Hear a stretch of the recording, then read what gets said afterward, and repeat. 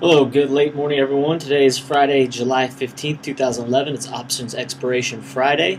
It's currently 11:37 a.m. I wanted to take a moment to explain a losing Netflix trade that we placed. We've had a lot of winners lately. If you visit tickertank.tumblr.com regularly, you'll know that we've had quite a bit of a winning streak here. But I did want to walk everyone through a losing Netflix trade that we put on recently. It was a bearish call spread, so we sold the call spread, the 265, 270, and let me first explain why, and then we'll talk about the details of the trade. So first thing, we had noted the uptrend support. We've got 1 year. We're looking at a 1 year chart of Netflix. We've got this very defined 1 year uptrend support. Here's the start point right here, and we had a near support touch there, a really strong support bounce right here. A couple there, and there. So we had a very defined uptrend support. Right here, we saw a break of uptrend support, and note the slight uptick in volume on that uptrend support break. So that's when we've been watching this uptrend. We saw the uptrend break. We said, okay, this might be an opportunity on the bearish side, but we didn't want to act too quickly. If we zoom in here, let me show you. Let's zoom in on this uptrend support break. So here's day one of uptrend break. We saw a close. We saw a second consecutive close and then a third consecutive close below uptrend support. At that point, we were very interested in a bearish position in Netflix.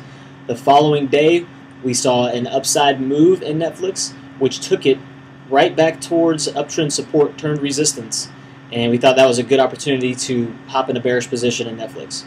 So this is June 21st. We hopped in this bearish vertical at approximately 3:30 Eastern Time, about 30 minutes prior to the market close. We chose the 265-270 bear call spread. Reason being, the high of day on June 21st was right around 255, 254.80 to be exact. And we wanted to make sure that, first of all, we knew Netflix is a market beast, obviously, and it's a market leader. It's just a beastly stock. We didn't want to get too crazy, so we noted to members this was going to be a very small position size. We weren't going to risk too much capital on this spread. And we wanted to give it plenty of breathing room above this uptrend support turn resistance. So we went 10 points above the uptrend support turn resistance price point. So 265, 270. What that looks like is this. Here is the price point. We entered at 1.45 credit. What we did here was we sold we'll use one contract just to make it easy. Sold the Netflix July 2011 265 call and bought the 270 call, also July, for a credit of 145. So that means you obtain $145 per spread to your account. Now what this looks like on the risk block profile is as follows. Here on the y-axis we've got our profit loss on the trade. On the x-axis you've got the price point in Netflix. This horizontal white dotted line is your break even. Anything above that is a profit. Anything below that is a loss, of course. So as you can see, as we move along, change price points here in Netflix, anything at or below this 265 strike is max gain of $145 per contract, meaning that if it's trading at or below 265 on today's expiration, we would have kept the entire $145 credit that we obtained for opening this position. As you move above 265, you start to lose your profits until you hit your break even right here at 266.45. As you move above 266.45, you begin losing money on the position until your losses cap out there, or bottom out I should say. There's a floor on your losses here at or above 270 in Netflix on expiration day. Your max loss here is $355 per spread. So essentially in this case you're risking $355 to make $145. The beauty of these vertical spreads is that you have defined risk. You use far less capital than you would have to use if you're actually playing the underlying of Netflix, which is almost $300 a share at the moment, $285.41 at this very moment. So you're utilizing less capital. You have defined risk, and in this case the probability of success at the time was 65% because we'd given it such a strong cushion above that uptrend support turn resistance. Now probabilities change obviously, and this happened to be a losing position for us, but I wanted to walk you through the reason for entry. So now that we understand the entry, let's take a look here. So we entered the spread, $1.45. The following day, here on the 22nd of June, we had a nice downside move in Netflix. The following morning, we closed even weaker, or opened even weaker rather. And at that point, we sent a note out to our members saying, look, Netflix has been down 2 days in a row since our entry. We can cover here at $1, meaning a gain of $45 per spread. Entered at $1.45 credit.